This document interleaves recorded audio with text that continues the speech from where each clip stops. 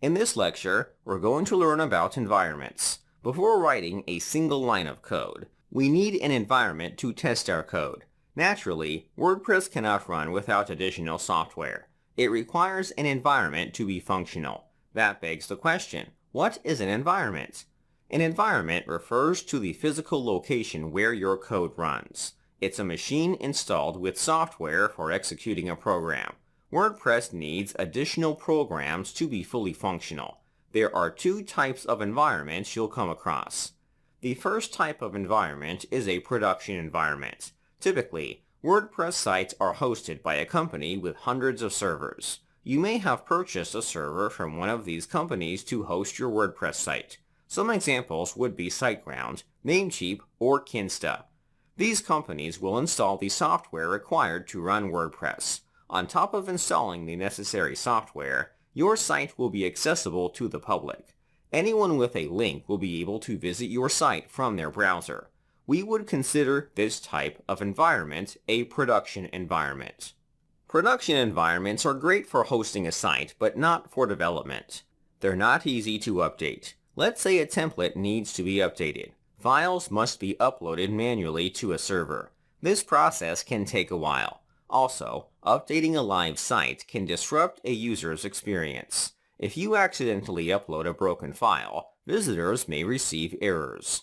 Production environments should have the most stable copy of your WordPress site.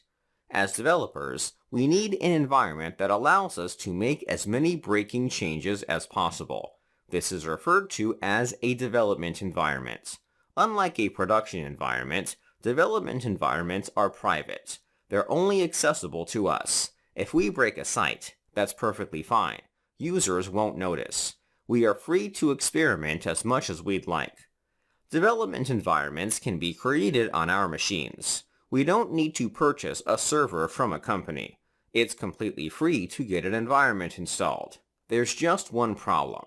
Various programs must be installed for running WordPress. Not only that, these programs need to be configured to work together. That's a lot of hassle. Luckily, we can avoid the trouble of creating an environment. In the resource section of this lecture, I provide a link to a tool called Local.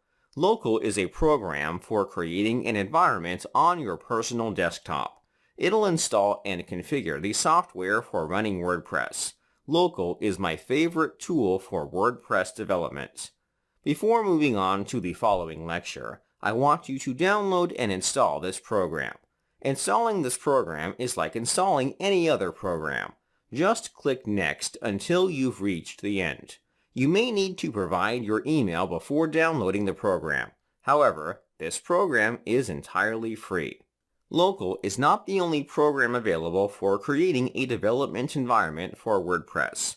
If you prefer to use another program for running WordPress, that's perfectly fine. As long as you can run WordPress on your machine, you're good to go. For this course, I'm going to be using Local. Once you've installed it, let's begin installing WordPress in the next lecture.